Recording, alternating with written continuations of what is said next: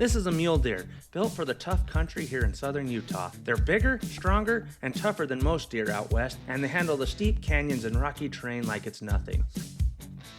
The average mule deer scores between 140 and 170 inches and weighs around 180 to 280 pounds. They're made for the hard pound and long miles, and this is the deer I've been chasing for 20 years. I've been hunting mule deer for about 20 years now, and I've only ever shot one buck. That was my first buck back in 2008, and it was my last buck. So yeah, it's been 17 years since I put a muley on the ground. It's not that I don't see deer, I see plenty. I've always been picky, holding out for the big buck. If I'm hauling a deer all the way home, it's gotta be worth it. This trip I'm shooting my 7 PRC.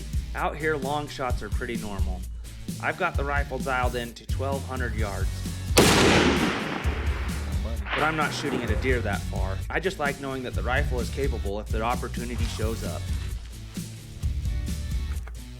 The deer I'm hunting here are migrating down from the mountains for the winter, dropping into the sands and sage where feed stays open. It's a different style of hunting. Instead of sitting high in a tree stand, you're sitting on a canyon wall, glassing open country, and waiting for those deer to move through. Some days you'll see hundreds of deer, other days only a handful. On the first morning, we saw a bunch of little bucks, but nothing worth shooting. Stop right behind that tree.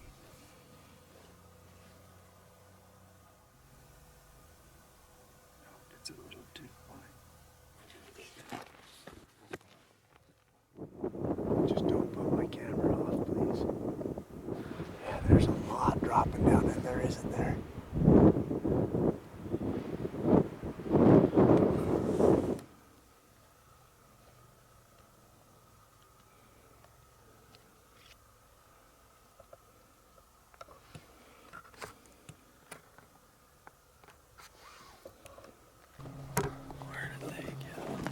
I see them. They're on the move.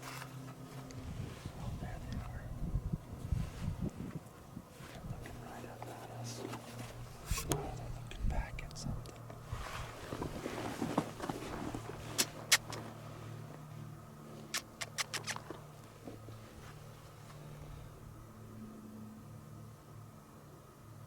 That's cool. Still a beautiful fall morning and a great way to start the hunt. The following morning started off with some storm clouds rolling in. It was a beautiful morning and a beautiful sunrise. We were glassing from one of the highest points in the canyon, but nothing was moving, not a single deer. Usually, they wait for it to warm up a bit before they start dropping into the bottom. So we just waited for the sun to hit. Then a buddy spotted 2 bucks standing in a small clearing directly below us at about 440 yards. These bucks stood there for at least 10 minutes in the same spot, not moving at all. This gave me plenty of time to really think it through and take my time setting up for a clean shot. When you're shooting at this distance, taking your time and having the right equipment is crucial, so I made sure everything was perfect. A solid, supported prone shooting position, rear bag setup, turrets dialed, level checked. Okay. This buck never moved. I honestly think this is the buck I was meant to take because he gave me all the time in the world to get ready. All right, you guys on that front buck? On it. Okay, he's getting ready to go hot right now.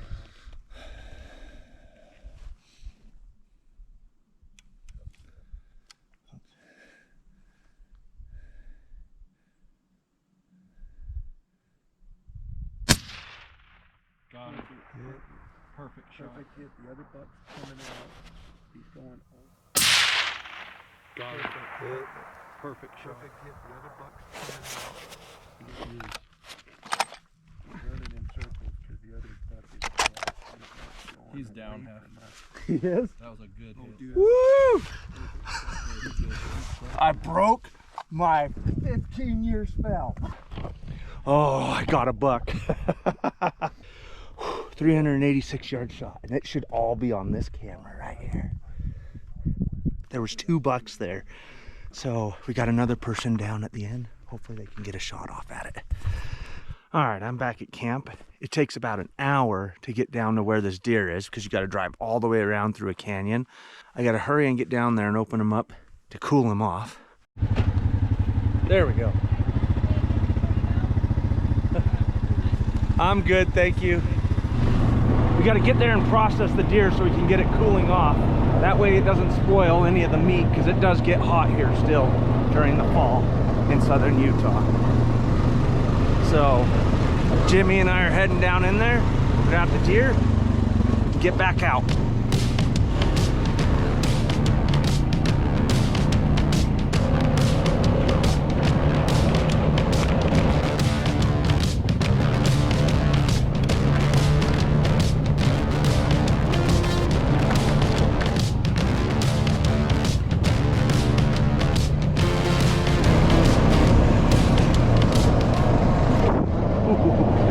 It's getting rough, so I gotta put this camera down.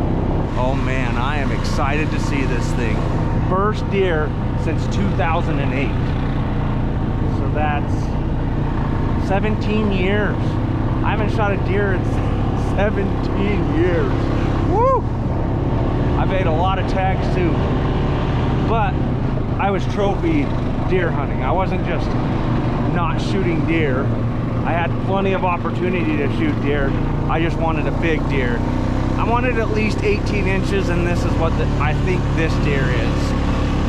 I was holding out for a 4-point, but this deer just gave me too good of an opportunity to pass up. I shot it at 386 yards. Woo, it was a long shot, and that's compensated for the angle too.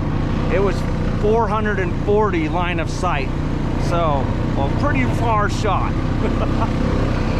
Oh, I'm excited.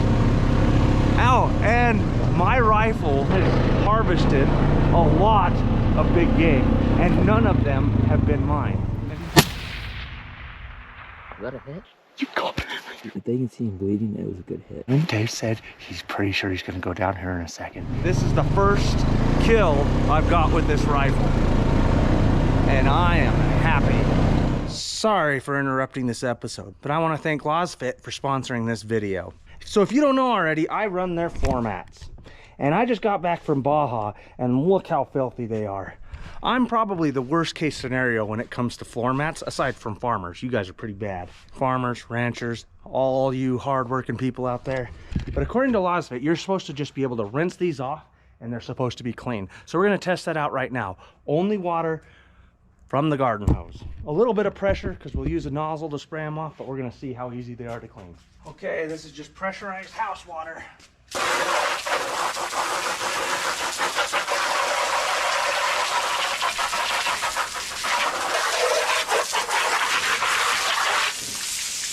Okay, I am noticing one thing. Okay, this is the passenger floor mat. And as you can see, it's supposed to be like this. So what happened, I don't think this is Lasfit's fault. What happened is the floor mat got pushed too far forward in the truck and got pushed up against the plastic of the truck, and then the door got slammed on it. And so it rode like this, and it caused that little crease you're seeing right there in it. Once again, I don't think that's Lasfit's fault. I think that's my passenger's fault. My truck doesn't come equipped with the little button to push that in on the passenger side, so that's what's causing that issue. Once again, not Lasfit's fault, my passenger's fault. All right, so we just sprayed them off with just water. We're gonna let them dry off and see how they look. It's a little bit cold, and so it's probably gonna take a minute for them to dry off, but we'll come back out in an hour and see how they look. All right, let's see how clean they are.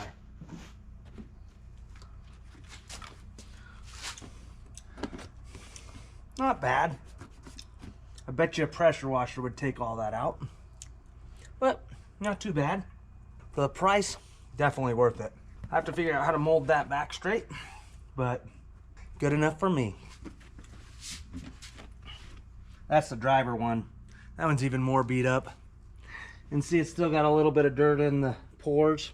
But I will say this, they don't turn gray like other floor mats do, so I'm happy with them. I'm gonna get them put back in the truck. If you need a set of floor mats for your vehicle, go ahead and over to Lasfit.com. Use promo code Jefe at checkout to save 15%. Now, back to the video.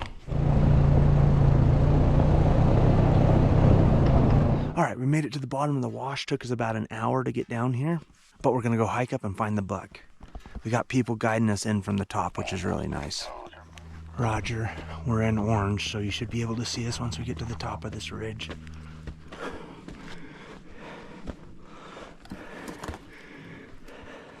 If you're wondering why I didn't bring my rifle, we know the deer is down. We know it's dead. You'd think I would be in shape right now from all this hiking and hunting. But man, I still get winded. Are we still heading in the right direction?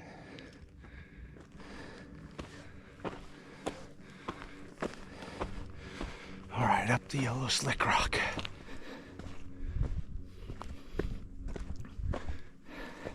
Good job. Almost there.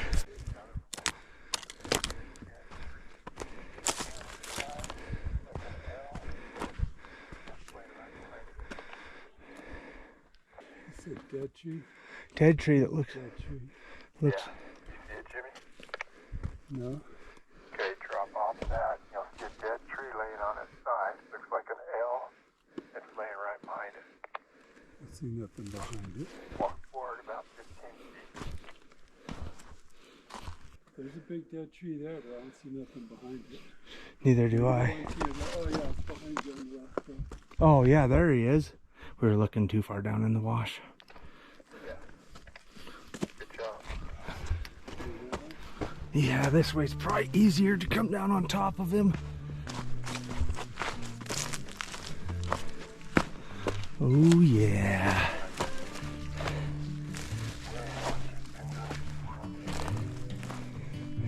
There's the blood trail right there. Buck down. That's a good 3. Not very wide, but I like it. Woo! All right. Man, he is tall.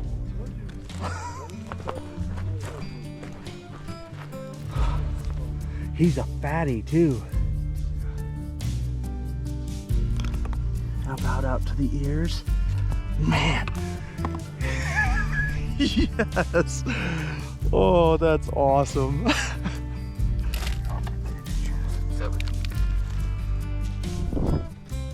Kill it.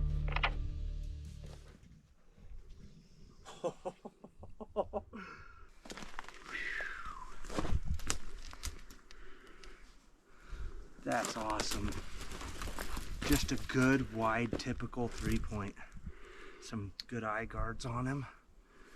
Just a good, typical buck. That's awesome. All right.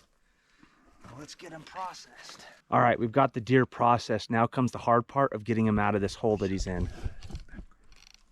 So it's either drag him all the way down there through the wash, and that's definitely the long way, or drag him up here about 10 yards, and then it's downhill all the way to the quads. So I think we're gonna try and drag him up here.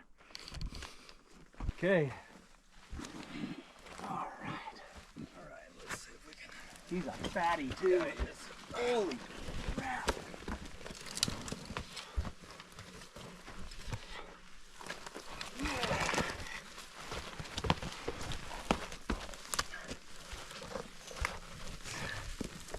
Oh my God. This is a fat buck. All right, let's lay here. Oh, let's take a break. Okay. Hang on. Ooh. You all right? Yeah. Oh, now I'm up here. Nice. Nice. Oh, buck.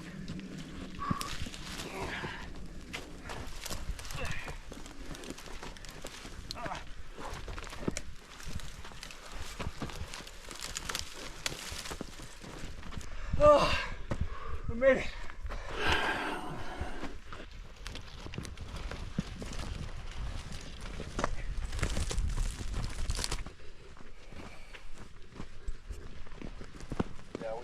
All right. That was probably the hardest part. This is one fat buck. If you remember Carter's video, I could drag that thing alone. If Jordan hadn't come along, man, that would have been a long haul. We'd still be up there. I'd be tired. Absolutely. Absolutely. Now we just got to get him tied on the four-wheeler, head on out.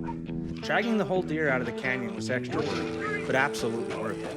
Taking the entire deer straight to the butcher gives you the best chance to get every bit of usable meat off of it. When you bone out a deer on the mountain, you always lose a little, either to debris, warm temperatures, or just the rough conditions you're working in. Keeping the deer whole also keeps the meat a lot cleaner until you get it into a controlled environment. Less dirt, less hair, less mess. It's more effort on the drag, sure, but in the long run it protects the meat and gives you a better final result. That is why we haul the entire buck out instead of breaking it down on the spot. There we go. Okay. I think that's pretty good. Thanks again, I'll see man. you guys a little bit later. Good luck. Absolutely. Congrats. Nice for dinner. All right, sounds good, Jimmy. All right. We got the buck all strapped on. Ready to head to the top. Hopefully he stays like that. What a goofy look. Man, I'm excited about this buck. He's a beautiful buck.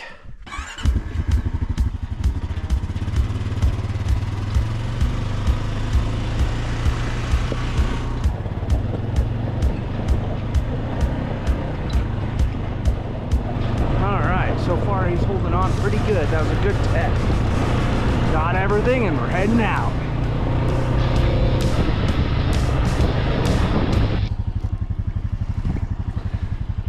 That didn't last long. All right, we added some more straps. Hopefully he'll stay on this time. Definitely a lot easier to do this in a side-by-side. All right, we'll see you at the top.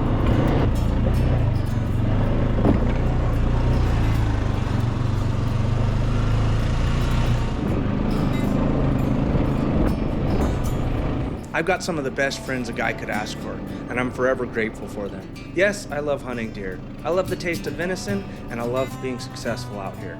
But spending time with friends and family means way more than anything I put in the freezer. I want to thank them for all the help they've given me over the years and putting up with me on all of these hunts. This is the end to a fabulous hunting season here in southern Utah, and I'm grateful I got to spend it with the people I care about. I'm hoping for many more years of chasing trophy mule deer in this incredible country, and I want to thank all of you for watching and coming along on this adventure.